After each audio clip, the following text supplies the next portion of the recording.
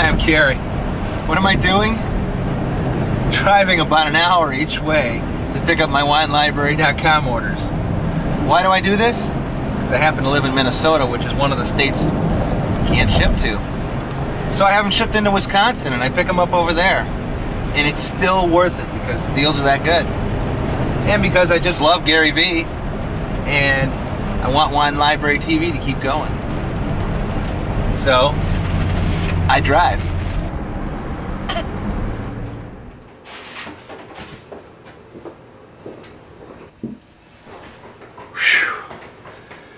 Back home, and I've got some wine to put away.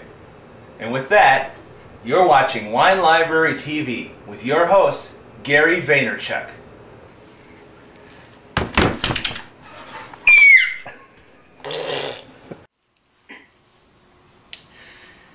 Hello everybody and welcome to Wine Library TV. I'm your host, Gary Vaynerchuk.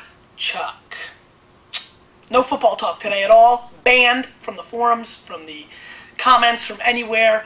I'm a sad boy. Thanks for everybody who were listening to the radio station today. We'll have a link up. I'll post in the comments, or we'll have it in the episode to the entire show. The first 35 minutes is not me. The last 25 I am on. Thanks for the Vayner Nation. The Vayniacs called in heavily. It was the most phone calls ever at the radio station. Only 5 or 6 got through, but they got over 500 phone calls. And obviously that makes me feel extremely happy. I want to thank everybody, and that's that. We've got 5 wines today, and we're doing the wines from Oregon. Pinot Noir from Oregon. Against popular belief, because the polls show so, I am a fan of Oregon Pinot Noir. Just haven't found the right mix to show. A couple times I wanted to do it, something else popped up. So we're finally tackling it here in episode 117, 118. So we're going to do that in a minute. But I have 4 Oregon Pinot Noirs, and I have 1 from California. Cuvasson, which I have to drink because Chuck W., who's a Browns fan, made me. So I'm going to. Before I do that, and before I taste any of the wines, that was one of the more creative video entries to my show. So I really want to thank Carrie D. Great intro. He's become a hardcore Vayniac very quickly, and I thank you very much for the intro. It was excellent, which reminds me, I have another one for tomorrow, but then that's it. So please, Vayniacs, please send in your video intros, even if they're quick and short, even if they're done on your phone or your little camera, anything. Let's get it going. It's a lot of fun. All right, you can see my energy's a little down. I'm still really upset about that bullshit call that they had in yesterday's game. I'm not happy at all. Cuvasson, 2004 Pinot Noir. And this is from California, and we'll be tasting this. I brought out the big glass today. I was just in the mood, you know, so $23. I think 90 points, wine and spirits, something like that. So let's see what this got. Nice strawberry aromatic, really nice flavor actually on the nose. Little hints of cherry, little burnt wood, really nice actually.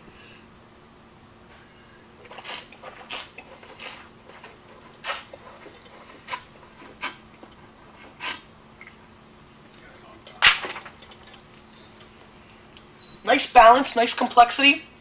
Getting a little bit of plum on the wine, which is really nice actually. Very obvious dark black purple plum flavor on this Pinot Noir.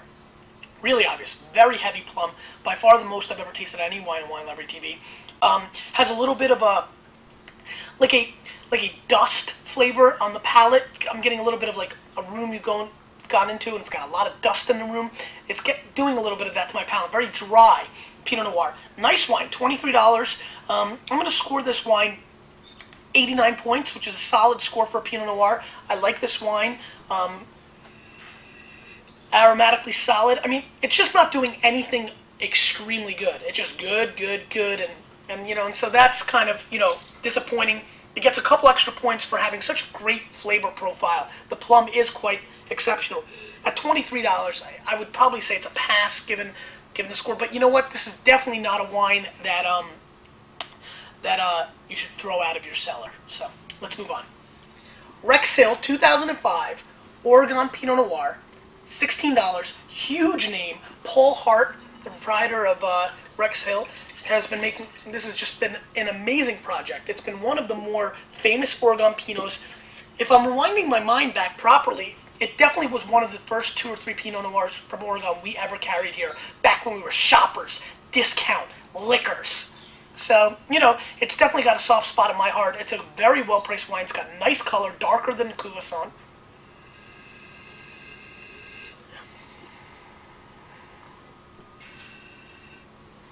It's got a very awkward nose. The first thing that popped in my mind was cabbage. I don't know what that even means. A little bit of smoky salmon nose as well. I don't know, just not killing me on the nose.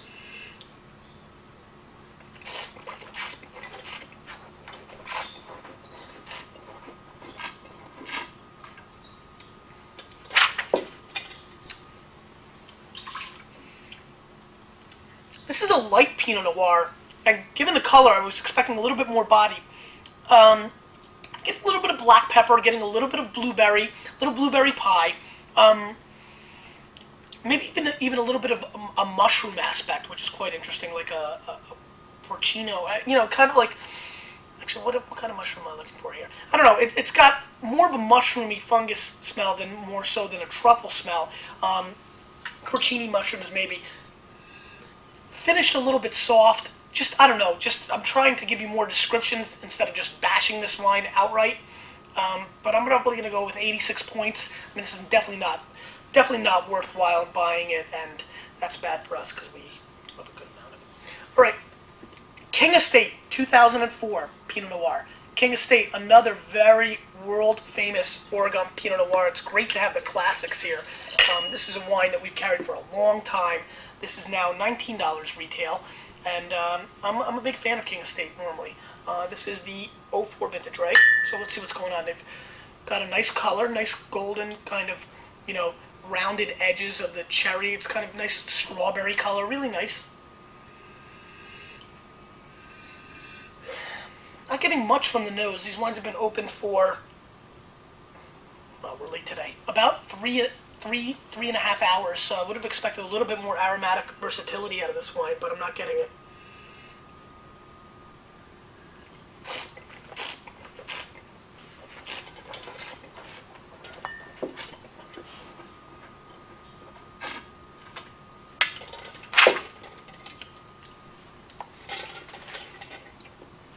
Nice! Wow, very luscious, very smooth, real nice body on this Pinot Noir. I like it. And it's coming across with a really heavy strawberry meets pepper in the back alley, comes together and gives us a real packing punch on the finish. I like this. Great body weight. You know, more like drinking concentrated orange juice than water. You know, that just have bigger weight on your palate, which really is enjoyable. Finish is strong.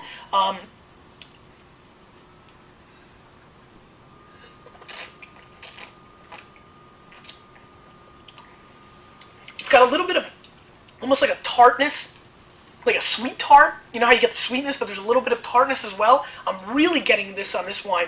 This is a lot better than I expected. I have to admit, I was a little bit prejudiced going in because the last couple of vintages, I don't even know if I had 03, but going back to 02 and 01 and 2000, the last couple of vintages of King Estate I've had, you know, really didn't blow me away. And I'm pretty blown away by this wine. I'm going to go 90 plus points, 91 points. 91 points is what it deserves. This is shocking. Great job. Nice. Cool. That was great. You know, real quick before I get into the last two wines, Oregon, really the current generation of Oregon Pinot Noir country is really only about 10 years old. I mean, there was wine planted before now, but basically the Oregon Pinot Noir has been really on the scene since 1996. I mean, it's not really a very long term region for producing world-class Pinot Noir, and so it's really been exciting for me because I've been pretty much involved right from the get-go. And obviously being a younger guy, not being involved with a lot of things that have happened in the wine business over the years, I kind of have a soft spot for Oregon Pinot because I know when the first guys got there and started doing this new stuff. And so it's really, really interesting. There's a lot of boutique-y, small little wineries popping up everywhere in Oregon. And if you have not been, it is really one of the great wine trips you can take because there's so many other cool things to do, especially if you like the outdoors and the wilderness. And so I'm done with working for the Oregon State, whatever, commission. Sharecroppers, 2005 Pinot Noir. Really small producer, 13% alcohol, $21, 2005 vintage, very young. Sharecroppers has been a huge seller for us. And so let's see what's going on with that.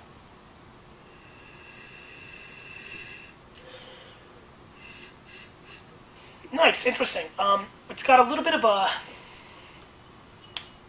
cassis flavor, which is more unusual in Pinot Noir. I'm getting a lot of blackberry and blueberry. I really am. I'm really thinking to like, you know, this is going to be a tough analogy to really give for this wine because a lot of you are not going to understand, but for my 2 or 3 Russian friends out there watching the show, there's this Russian candies that you can get in Russian stores, especially if you go to Brighton Beach for all you New Yorkers, and they're like chocolate candies, and they're big. They're like huge. They're like this big, and they're in this amazing wrappers. Like I always feel like I should take the wrappers and like flatten them out and put them in like baseball card holders and sell them by themselves because they're almost like works of art. But I grew up eating these candies, and thank God I don't eat them anymore. I really didn't like them because they were like chocolate with tons of gelatin and like just weird combinations that are not very Americanized, but hugely popular in the Russian culture.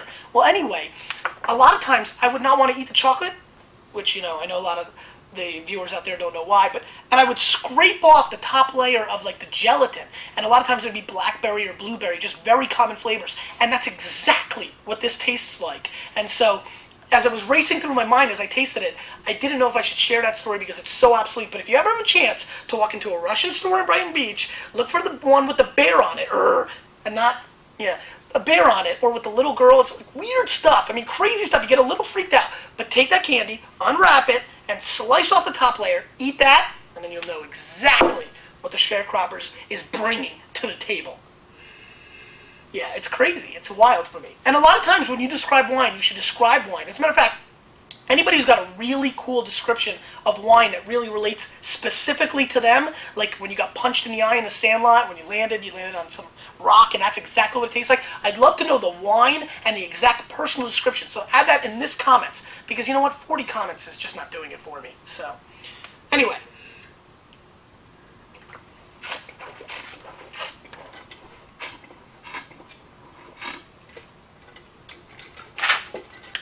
With all that being said, it's a little disjointed, all that buildup. The nose and the flavor is very good. There is some disjointment. It's very young. I feel like the flavor profile is a little up and down, no mid-palate. The finish is extremely good. This is a solid bottle of Pinot Noir at $21. It's probably going to be a pass because I'm going to score it 88 points. It's good stuff. Don't think 88's horrible. And for $21, it's still worth the experience. It just, you know, hasn't changed my life. Evesham Wood, 7 Springs, Pinot Noir, and I'm dying to taste this wine.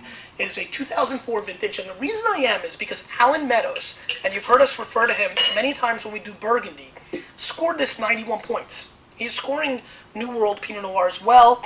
91 points, Alan Meadows, is huge. I mean, it's probably a higher score than 70% of the $60 red Burgundies out of Burgundy. So this has the potential to be a huge deal. I was thinking about buying even some for myself because I respect him that much. So you know what? Instead, I'm going to taste it now and decide if I want to go for it. Right off the bat, you're getting, you know, obvious reasons why this wine was scored so high. This is extremely complex. Very terroir-driven. You know, this is a red Burgundy span Pinot Noir. By far, out of the 5 wines that we've tasted today, this is not strawberry candied fruit. This is more a little bit of earth tones, a little wormhead, lizardback, stones, whetstone, dirt, mud. I mean, this has really got it. But with all that concoction, that beautiful meritage or blend of different wild things, there's a coating of, you know, like a strawberry jam coating on top of it. So you're getting that first layer of fruit and then right into the terroir nose. And that's really, really interesting. Real interesting.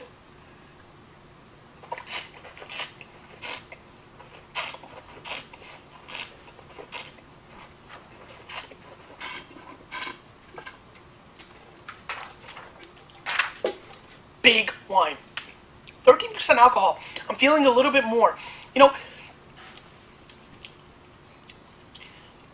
wow. Very herbaceous, has a really complex body.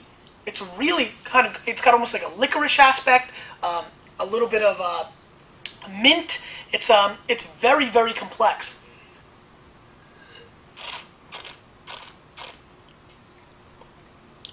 I'm getting some bark and some pine cone, and it's very, very interesting, very elegant, massive mouthfeel. The minty eucalyptus licorice flavor in the back of my mouth is really exotic and very, very different. So you have to be aware, because I'm going to score this wine 92 points, and I like it a lot, but you're going to have to be on board with those flavors because they are dominating. I'm a root beer, birch beer kind of guy, and it's giving me almost that kind of feel as well. You're going to have to be really, really careful. This is really a 92 pointer for me, but could be an 87, 88 pointer for a lot of people. So there's a lot going on here, and it's very distinct. It's very unique and very much its own wine, and so for that reason, this is one of those controversial ones, but really a cool one probably for a lot of people to taste, because I really enjoy this flavor profile.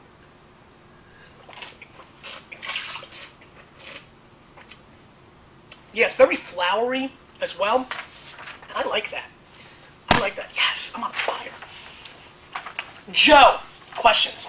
Joe says, nice crisp episode today. I was shocked by the spectators' rating of California cabs a couple issues ago. Dominus 03, mid-80s. 03 Hourglass, 87 points. The 02 Montelena, 70-some points. Do you think Laube is trying to send a signal to the old world California guard on these ratings? Joe, Laube is a very controversial figure in California. I'm not going to really speak about him, but I will tell you his scores have been peculiar to me. I have not agreed with a lot of those scores, and he's very much on this kick about tainted wines. I have an enormous amount of respect for him, and he's probably the first wine critic I grew up looking up to. So I'm not going to bash him, I just disagree. I'm very curious. I don't know if he has a motive, if this is just what he thinks, but it's definitely been very interesting the last couple of years. I'll leave it at that. Patty O says, by the way, Gary, nice job. With the high road lesson. GV diplomacy all the way. Ever considering going into middle school education or politics or parenting? Patty O. Teaching? Sometimes. Politics? All the time. But there's one reason I will never get involved. I am not born in the US of A. So I was born in Belarus. For that reason, I cannot be the President of the United States of America. I can be the number 2 guy, but number 2 is the worst. I'd rather be number 3 guy. And so for that reason, not having the ability to achieve the top level has pretty much taken any interest out of the game for me, and so you will not be voting for me anytime soon. Parenting? Absolutely. What's better than that? Can't wait. Tampa Steve says, is buying and this is interesting, you might have just noticed from the graphic, this is the first time I'm taking a question from the Ask WLTV field. Nobody's answered it, and I've decided to bring it into the show. Is buying an expensive bottle of wine at a restaurant a waste? Tampa, first and foremost, your father just walked into my office. He lives locally, you live in Tampa. He walked in, I was on a conference call, I had to stop. I was talking to Paris, and he walked in, not Paris Hilton, I was talking to somebody in Paris. And he walked in, he was a wonderful man. I'm sure he's much cooler than you. He was great, it was a great 2-second thing. To answer your question, absolutely not. I think, if you call ahead of time and you ask them to decant, it's a great way to go. Or you could buy an expensive white bottle of wine that doesn't need as much decanting. Or you can buy an expensive bottle of dessert wine that, yes, it'll get better, but it's delicious. Buying a really expensive, red wine, the way to really attack that is to really, have them open it as soon as you're there. In 2 or 3 hours, usually a lot of times, will open up a quality wine very much so. I mean, at some level, this debate of whether wines are being drank too young or too late or perfectly, it's never going to be really answered. There is no ideal time. So you know what? Buy what you can afford, enjoy yourself, and most importantly, always try different things. Finally, the question of the day. And guys, I need everybody to come out of the woodworks. Please, the comments are not as... I know I made rules and you can't go in here, and that's why we don't have as much comments, but it's hurting my feelings. I'm sad. I'm putting a lot of effort into this. Please come out of the woodworks. Please. Question of the day. And I need everybody to answer this. I expect everybody to answer this. Who is your favorite teacher of all time? Grade, name, and reason. And plus I asked another question before. I'm Gary Vaynerchuk. You, with a little bit of help of me, are changing the wine world.